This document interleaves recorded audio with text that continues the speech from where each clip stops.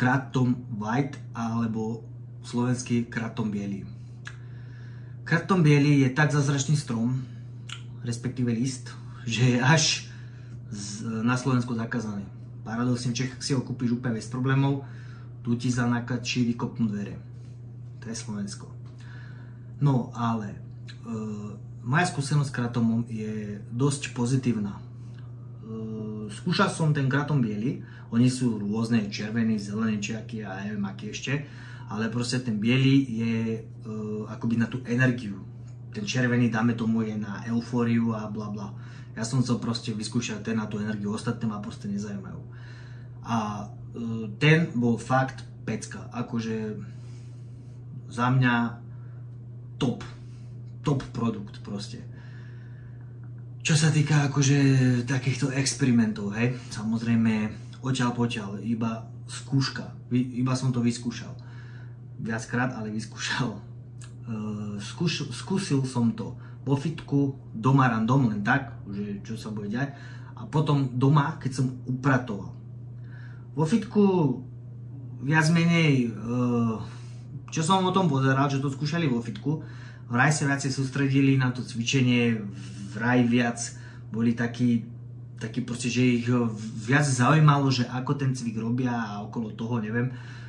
No ja neviem, mne to tak neprišlo, mne to proste prišlo tak, že viac som chcel s niekým kecať a s kým si sa rozprávať a bla bla, ako proste rozmýšľať nad tým, že ako správne to cvičiť a tak ďalej.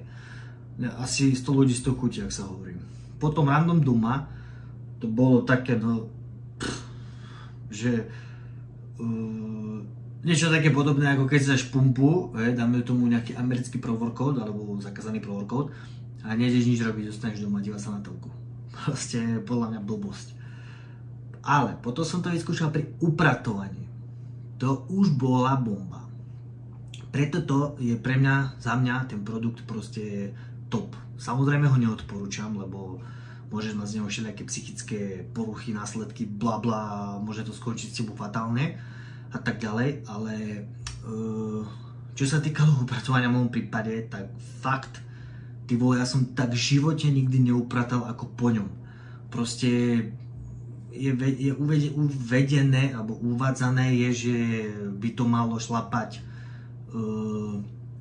až 6 hodín, ale ja som to proste cítil maximálne tak hodinu, akože hodinu to bolo cítiť a potom mi to tak vyprchlo. No ale za tú hodinu som tak vyupratoval ako asi nikdy. Všetko vyutieral, vyumýval, všaj prach utrel. Ja som vlastne upratoval kuchyňu a totálne všetko. Neostal fakt centimetr štvorcový, kde by som sa nepozrel a neutrel tam prach a proste nevyligotal to tam proste.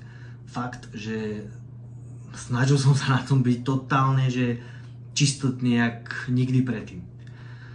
Preto sa mi to proste tak ľúbilo, že proste tam som to fakt cítil, že to bolo to super, žiadny psychický následok som z toho nemal nič, akurát jediná taká halus bola, že som to robil rád. Proste nie, že nemám rád upratovanie, ale proste rád som to upratoval, proste rád som to robil, ako keď rád idem do fitka, že som rád, akoby vyplaví sa mi ten dopamín v tom fitku, hej, že bomba, že cvičím, tak paradoxne, že tam to bolo také podobné, že tiež som to proste robil rád, hej, že som normálne, nechcelo sa mi, že upratovať, chcel som to vyskúšať, bum, zrazu sa mi fest chcelo, fest som sa proste úplne, rád som proste upratal.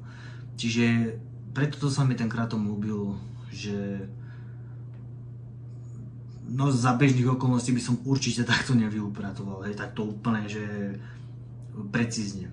No, dávkovanie bolo vlastne 5 gramov som mal vždycky som mal 5 gramov, nikdy som nedával viac. Ako prvýkrát, keď som to skúšal, tak som iba tak šupol lyžičku, ale keď som si proste ten druhýkrát skúšal, tak v podstate to mohlo mať 5, možno 6 gramov, ale vždycky mi proste išlo tých 5 gramov a bohate to stačí. Fakt, že keď to už mne stačí, čo mi hocičo len tak nezapne, tak myslím si, že pre viacerých to proste určite by 5 gramov stačilo.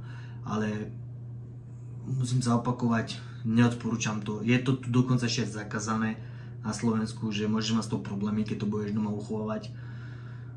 No a to je asi ku kratomu všetko. Ale je tu jedna verzia kratomu, ktorá je na Slovensku povolená.